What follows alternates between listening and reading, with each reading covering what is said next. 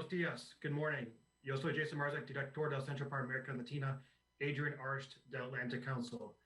First, quickly in English, if you would like translation, please, and you're using the Zoom platform, you can download the app Interprify in the chat box. Si están utilizando la plataforma de Zoom y requieren interpretación, por favor, descarguen la aplicación de Interprify para elegir el idioma. Otra alternativa es escuchar esta conversación vía YouTube y ahora voy a hablar en español.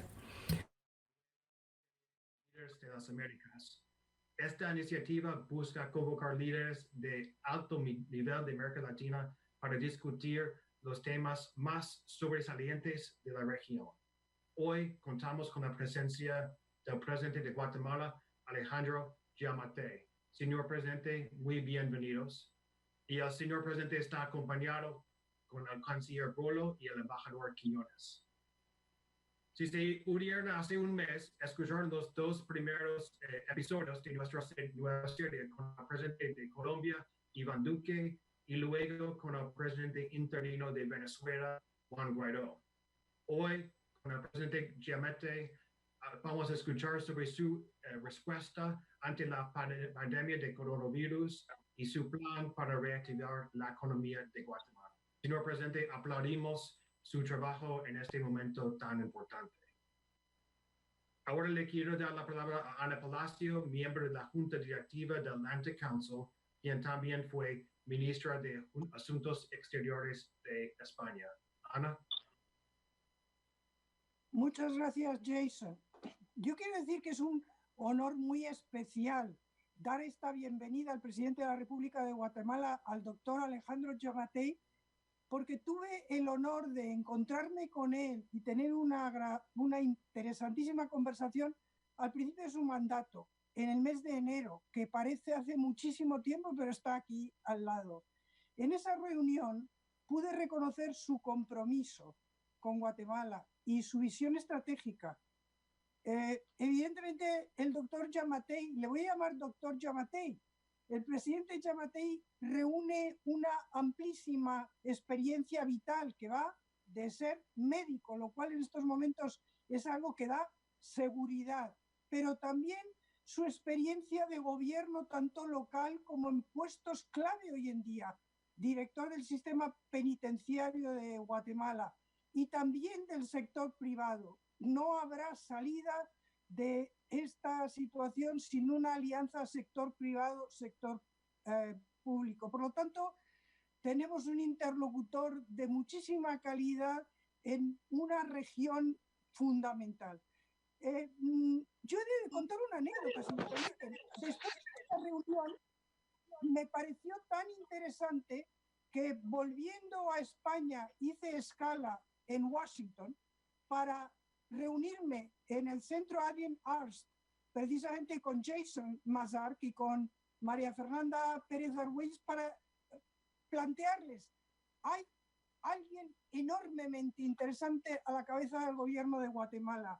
Y les dije, recuerdo, me ha impresionado en particular su lenguaje claro, su energía contagiosa, presidente, y luego una enorme ambición con un enorme realismo, y eso es algo que en gobernantes no suele ir tan de la mano. Por lo tanto, para mí, como digo, es un enorme placer devolverle la palabra a Jason Marzak y escuchar lo que nos tiene que contar hoy, que estoy convencida de que será algo enormemente interesante.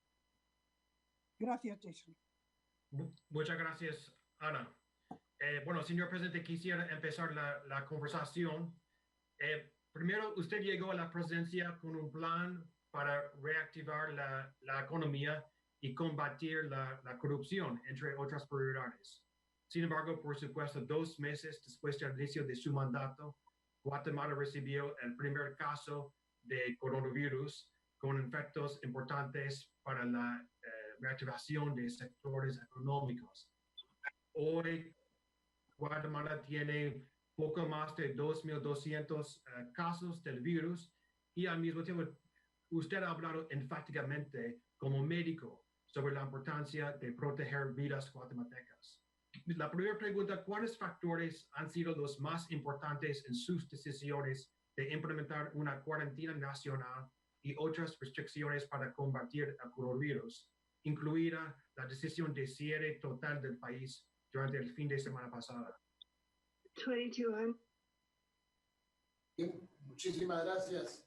Quiero principiar dándole las gracias a doña Ana Palacio por contar ahí la historia de cómo nos conocimos, pero el que se quedó impresionado con esa reunión fui yo. Miren, nosotros teníamos 49 días de haber asumido la presidencia cuando tuvimos el primer caso. Teníamos 49 días apenas y estábamos tratando de arrancar la organización normal de un gobierno que recién entra cuando tuvimos el primer caso. De ahí, de estos 128 días que llevamos de estar en el gobierno, cuando dice Ana que veo un hombre con energía, yo creo que a mí queda poca, porque ha sido en estos 128 días de gobierno, 49 fuera de una actividad muy profunda, en lo que iniciamos con todo el tema de seguridad, logramos recuperar áreas que estaban perdidas, se disminuyó la criminalidad, la extorsión bajó, iniciamos con la toma de ciertos y determinados departamentos y municipios para ir cercando a los criminales. Tuvimos un impacto muy grande, increíble en ese aspecto, pero estábamos en ese esfuerzo cuando entró el tema del coronavirus. Nosotros tomamos la primera medida el 3 de febrero, no el 3 de marzo, el 3 de febrero. El 3 de febrero cuando declaramos que habían 7 países y les informamos a las líneas aéreas que no queríamos que viniera gente de ese primer listado de 7 países que nosotros mirábamos que tenían ya problemas. China, Corea, varios países donde les dijimos, miren, a las líneas aéreas no nos traigan gente de ahí, porque no queremos casos. El 13 de marzo se hace presente el primer caso, pero nosotros ya habíamos establecido un protocolo para la atención del coronavirus que incluía 3 fases. La primera, la prevención, y en los protocolos hasta ese momento hablaban de 2 fases, la prevención y la mitigación. Nosotros pusimos una tercera fase, una fase en medio de las 2, que le denominamos la contención. O sea, no solo era prevenir la entrada, cosa que estábamos haciendo desde febrero, sino que era contenerla. Y dentro de la prevención lo que hicimos fue prever que iba el golpe, pues nos venía muy fuerte, y encontramos un sistema de salud que tenía 40, 50 años de estar en el total abandono, con un promedio de camas por cada 1,000 habitantes de 0.6 camas en un hospital por cada 1,000 habitantes, con escasísimos respiradores, muy pocos respiradores funcionando en una enfermedad que requiere en su fase más compleja la asistencia respiratoria a las personas. Al día de hoy hemos logrado construir 4 y está construyéndose el 5º hospital y tenemos ya en fase de análisis y ya, bueno, ya prácticamente está más que construyendo el 6º hospital, donde estamos teniendo a la mayor cantidad de gente. A diferencia de muchos países que dijeron, usted está positivo, váyase a su casa, y que lo que hizo al llegar a la casa es contaminar a los de la casa y hacer más grande la epidemia. Nosotros venimos sabiendo que teníamos pocos hospitales, que íbamos a tener una fase de contención que tenía que ser muy fuerte. Lo que hicimos fue a todo el positivo lo mandamos a un hospital. Así funcionó el sistema de salud pública, no así el del Instituto Guatemalteco de Seguridad Social, quienes no quisieron hacer caso de ese protocolo y principiaron a mandar a la gente a sus casas. Y con eso principió a crecer la enfermedad en las últimas semanas. Estamos hoy volviendo a retomar todas las instituciones, obligando a que tengamos a todos los casos positivos encontrados bajo el cuidado médico. ¿Por qué? Porque tenemos, la posibilidad de que no haya más contacto. Porque en muchos países del mundo decirle a una gente váyase aislado a su casa es factible hacerlo porque todo el mundo vive en una habitación, cada hijo y las casas tienen 4 o 5 ambientes, pero para un país con una clase socioeconómica en donde el 60% de la gente vive en la pobreza y en donde las casas tienen de 1 a 2 habitaciones para toda la familia. No se puede decirle a la gente aísles en su casa. Y eso nosotros lo estamos teniendo. Ahora ya, por ejemplo, estamos abriendo el segundo hotel con cuidados médicos para evitar tener a la gente en su casa. Y hoy estamos esperando, por ejemplo, con un protocolo muy conservador, me han dicho, de dar de alta a un paciente con coronavirus. Estamos esperando esta semana, estos próximos días, entre unos 80 y 100 personas saldrán ya recuperadas. Nos tardamos en dar la recuperación, pero estamos seguros de que cuando salgan a la calle no van a regresar a contaminar a nadie, sino que al contrario quedan ya curados y no haya, como en otros países, que se están viendo reinfecciones de hasta un 14%, lo cual es sumamente grande. Los hospitales nuestros están funcionando, tenemos una tasa de letalidad que no llega al 2%, comparado con el mundo que está en el 7%, nosotros estamos en el 2%.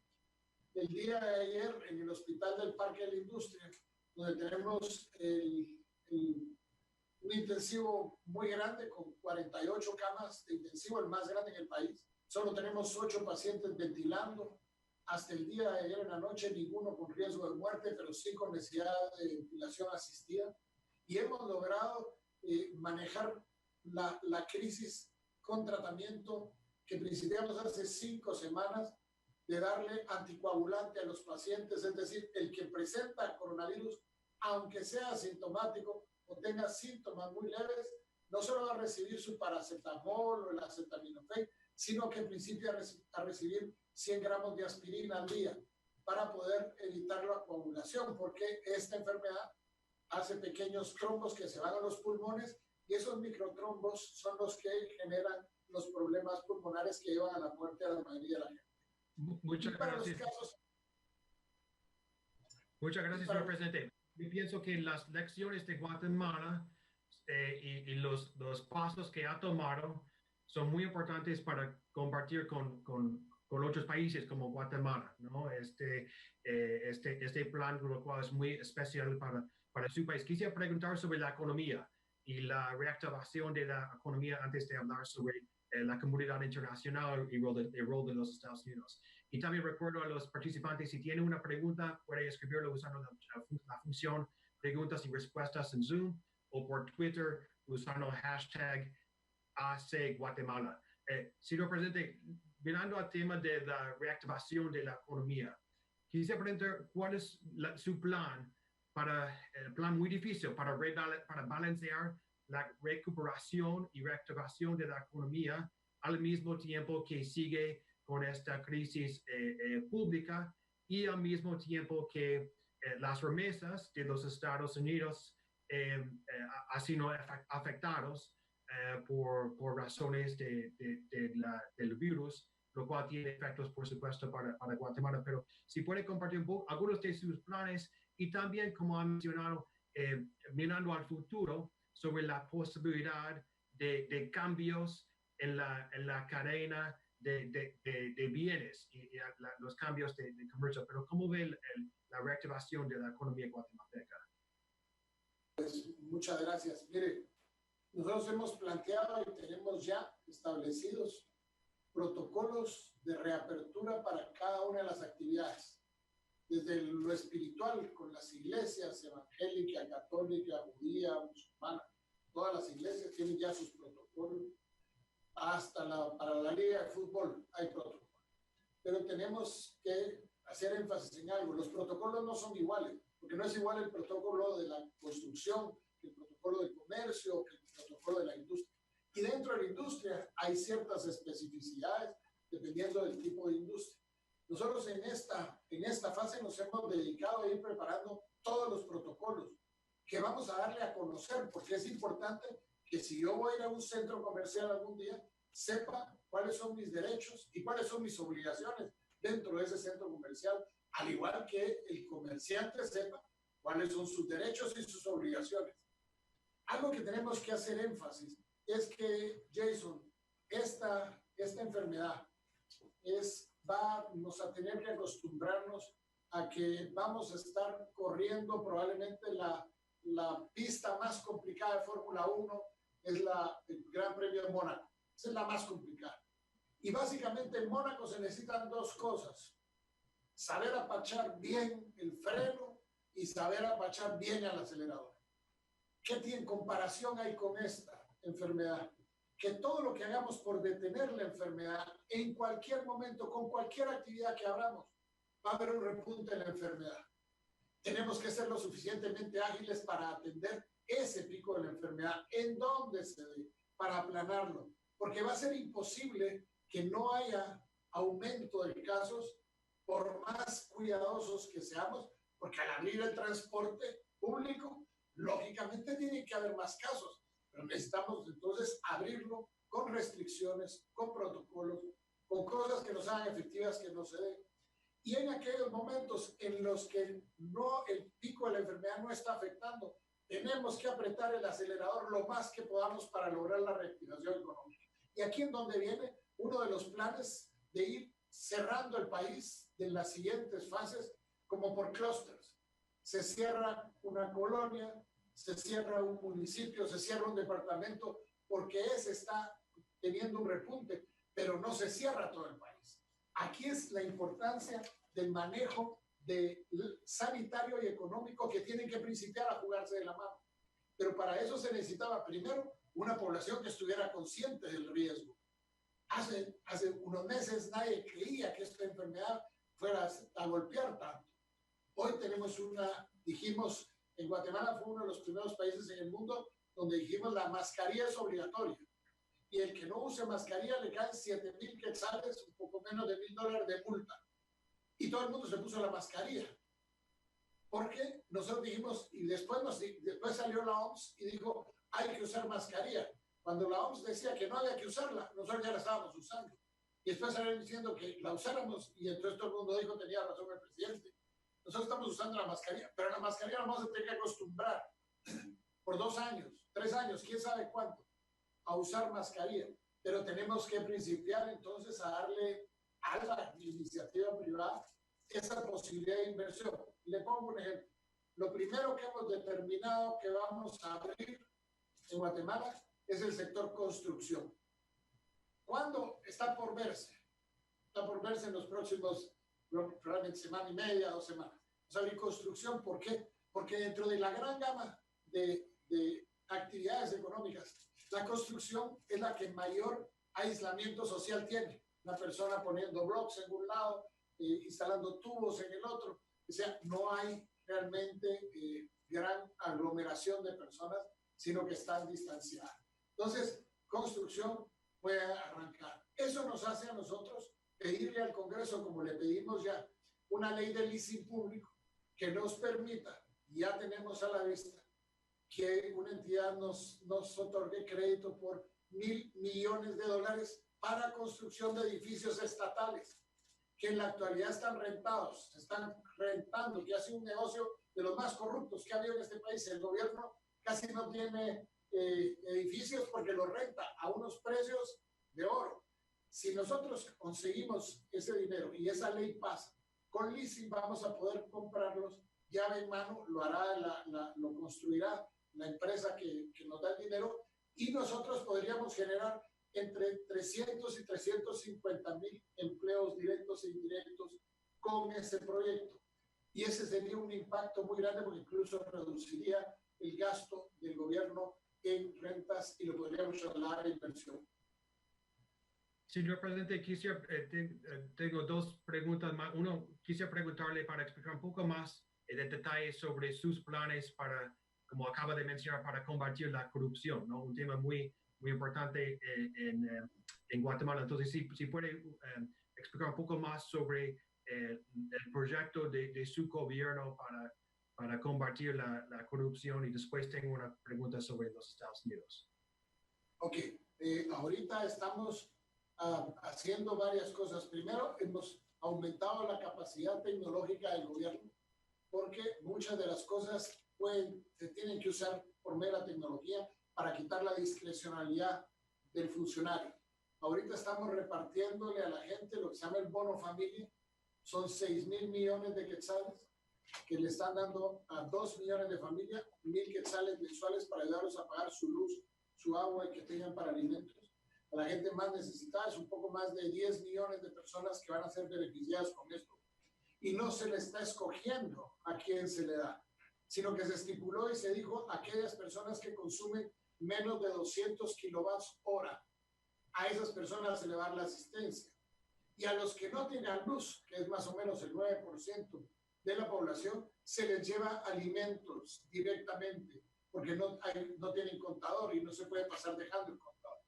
Ahí la gente está recibiendo su recibo y puede ir con su documento de identidad personal a un cajero automático y retirarlo.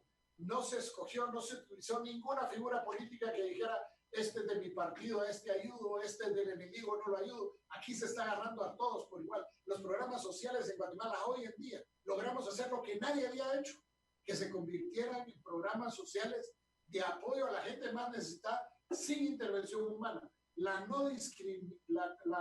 quitarle ese poder de discrecionalidad al funcionario público reduce terriblemente los niveles de corrupción.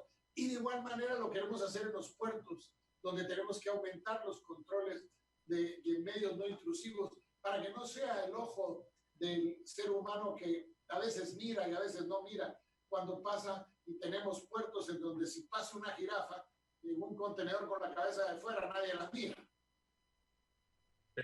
Señor presidente, una pregunta sobre los Estados Unidos para poder mejorar las condiciones de exportación e importación.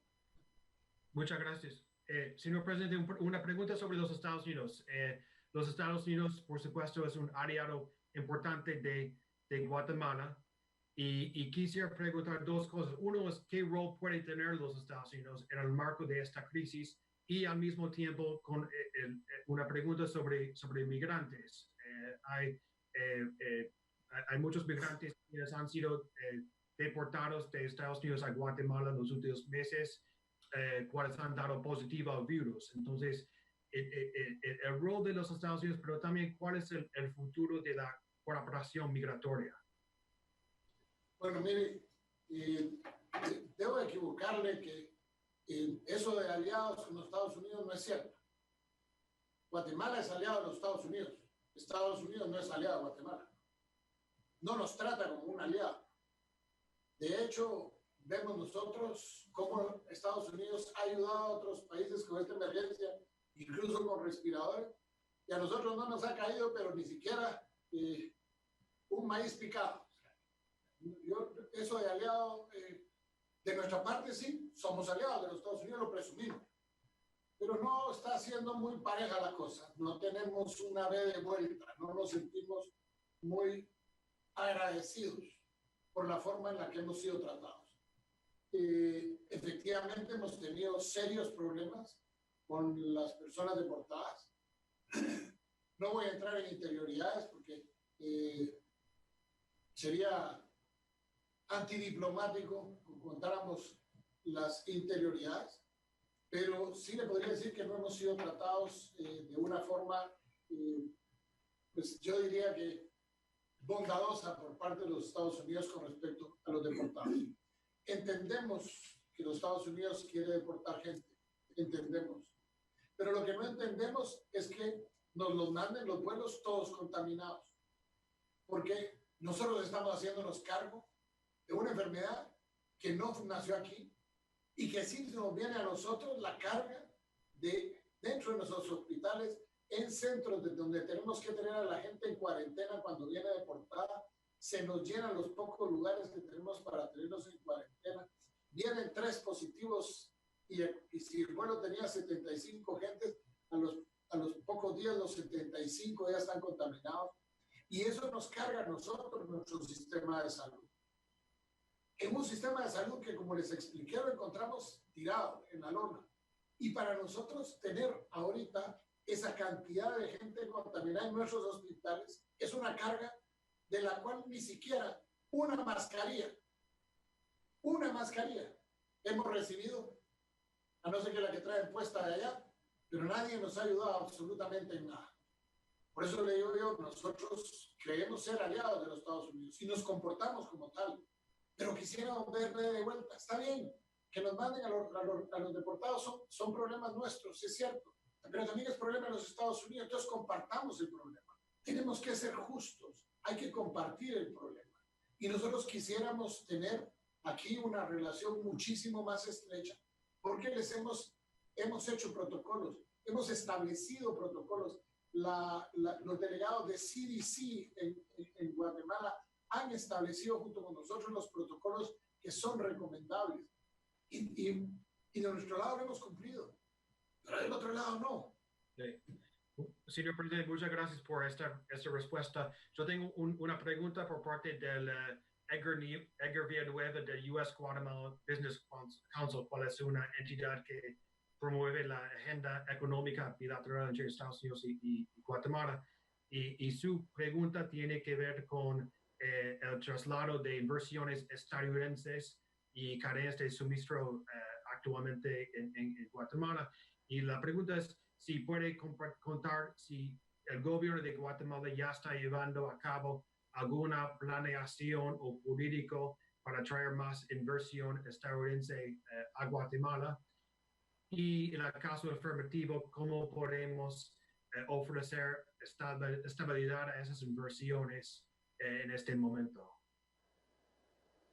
Muchísimas gracias. Miren, en este momento estamos teniendo, se está abriendo una ventanilla única para las importaciones y las exportaciones, para disminuir los trámites burocráticos y se pueda exportar e importar más fácilmente.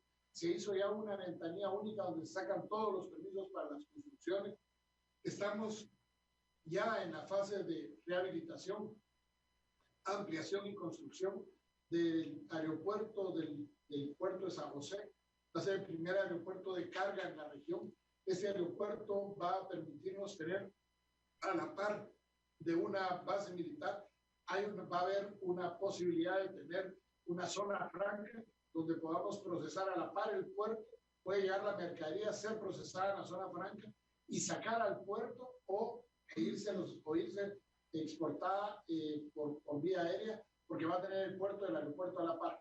Esa ventaja competitiva nosotros la queremos aunar con un esfuerzo que le hemos planteado a la administración de los Estados Unidos, de que podamos tener a delegados de Customs aquí en Guatemala, para que salgan las cosas de Guatemala ya clarificadas. Por ejemplo, sale un vuelo con verdura, con fruta, con flores para los Estados Unidos, salga como un vuelo interno, porque ya haya pagado los impuestos de los Estados Unidos aquí, porque ya haya llenado todos los controles sanitarios y todo, y salga como un vuelo interno.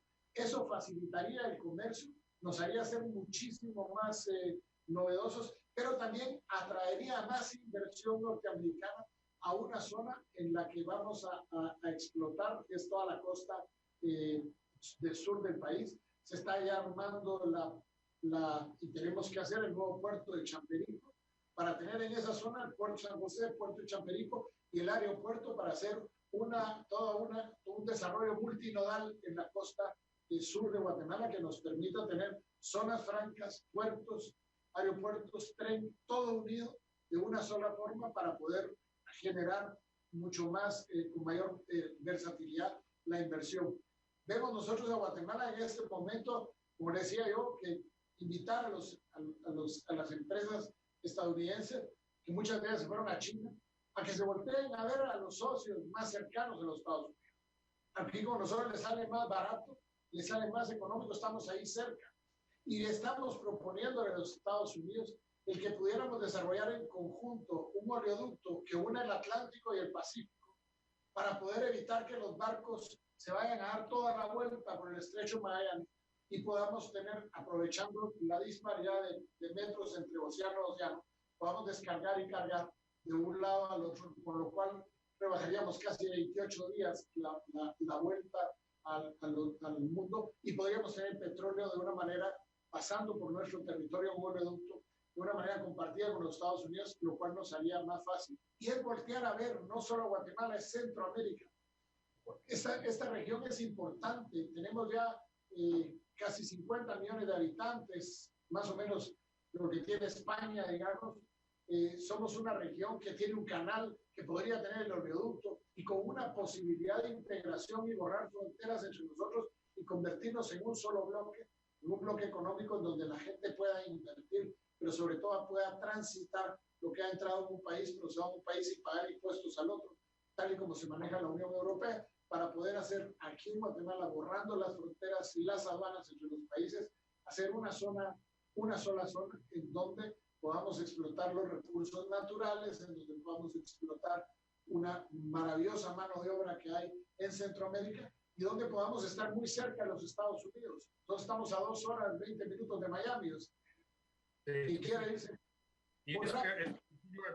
Señor Presidente, espero cuando yo puedo viajar a Guatemala de vuelta, esas solamente pocas horas de los Estados Unidos. Quisiera terminar y agradecerle por su tiempo por parte de todo el Atlantic Council, la fundadora del Centro de América Latina, Adrienne Arst, la señora Adrienne Arst ha sido parte de esta discusión y por todos sus esfuerzos estamos aquí hoy.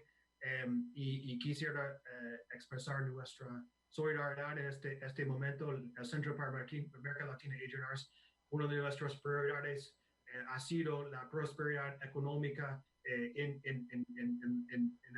Guatemala, en toda Centroamérica y sigue contando con nuestro aporte en este caso. Muchas gracias otra vez, señor presidente, por su tiempo y estamos en contacto. Muchas gracias.